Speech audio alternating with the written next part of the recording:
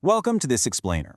Today, we're stepping inside the Philippine prison system, traveling from Cotabato to Cebu to uncover the shocking realities, the systemic root causes, and the profoundly human stories of what actually happens when a justice system is pushed far, far past its absolute breaking point. All right, let's dive right in with a pretty chilling observation. When you walk up to the perimeter of these facilities, you immediately notice the barbed wire. It looks so close. Despite the sheer physical proximity of that wire, freedom is an agonizingly permanent 2 steps away for the people trapped inside. You can literally see the outside world, but you absolutely cannot touch it. And we're not just talking about a slightly full facility here. We are looking at staggering numbers. Prisons suffocating at over 400% of their intended capacity. Just try to picture that for a second. Imagine a room built for 10 people, and suddenly you're forcing 40 or 50 people to live, sleep, and breathe in that exact same space year after year. It's almost unimaginable. Section 1. The world's most overcrowded prisons. Because the system is so unbelievably overwhelmed, the normal rules of segregation simply fly right out the window. Proven killers, gang members, and people who are just awaiting trial, meaning they haven't actually been convicted of anything yet, are crammed into the exact same tight cells. They all wear the identical yellow uniforms, they're all monitored constantly through basic repetitive head counts. From the outside looking in, you literally cannot tell the innocent from the guilty.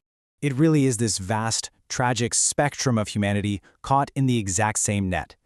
On one hand, you've got a 20-year-old kid serving a 30-year sentence because of a split-second mistake made in anger. Then, right next to him, you have a 68-year-old man and even an 80-year-old man, just languishing in a tight cell for years, waiting for a judge to finally deliver a verdict.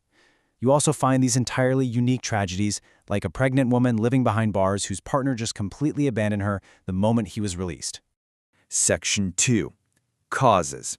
The war on drugs. So how did it get this way? Well, back in 2016, a massive anti-drug campaign was launched in the country. This triggered a massive wave of sudden, sweeping arrests.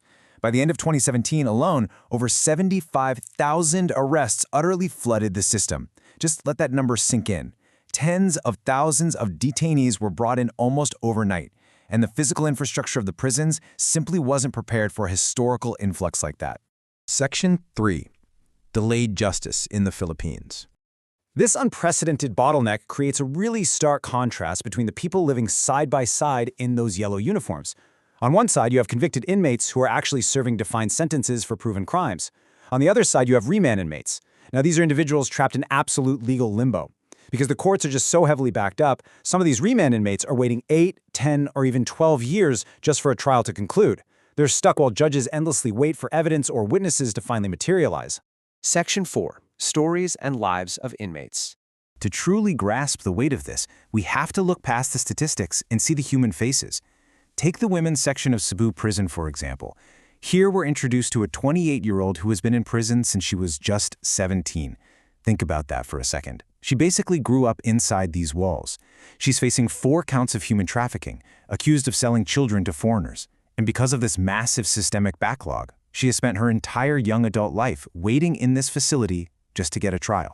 Now, she's actually co-accused with a 63-year-old Australian engineer housed over in the men's section. He's the one who gave us this incredibly powerful quote, "Justice delayed is justice denied." He has spent 12 years on remand.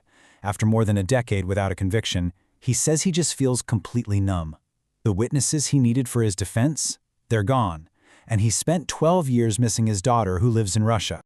But despite the intensely grim reality of this legal limbo, and despite up to 13 people being stacked into a single tiny room, human beings find a way to adapt. The inmates structure this surreal, almost bizarre normalcy just to survive their daily routine. It all kicks off with strict morning head counts and group exercises. They actually operate tiny internal markets to sell basic goods, they practice dancing together, and they even bond over late-night communal cooking of Indomie noodles. Actually, this deep psychological need for routine and structure famously manifests into something completely unique to Cebu. It's globally recognized as the prison of the dancing inmates. Thousands of men, many of whom are accused of incredibly serious crimes, mind you, perform these massive, highly coordinated, elaborate, synchronized dance routines.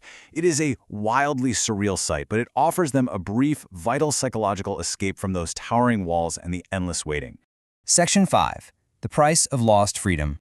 Yet underneath all the dancing and the busy market stalls, the heavy psychological weight of being confined is inescapable. We see people going to incredible, honestly heartbreaking lengths to hold on to a sense of normalcy. For instance, one male prisoner actually scrounged together materials to build a makeshift private room inside his own crowded cell. Why? Just so his wife, who happens to be imprisoned in the women's section of the exact same facility, could have a tiny sliver of privacy when she comes to visit him across the prison divide. As we wrap up this explainer, I want to leave you with something to really reflect on. We've just seen stories of people whose entire lives vanished into an overcrowded system, sometimes sitting there for over a decade without a single conviction. If a split second of anger or one sweeping systemic policy can take absolutely everything away forever, trapping you just 2 steps from the outside world, how much do you value your freedom today? It's one of those things we rarely ever taste until it's gone for good. Thanks so much for joining me on this deep dive, and I will catch you on the next one.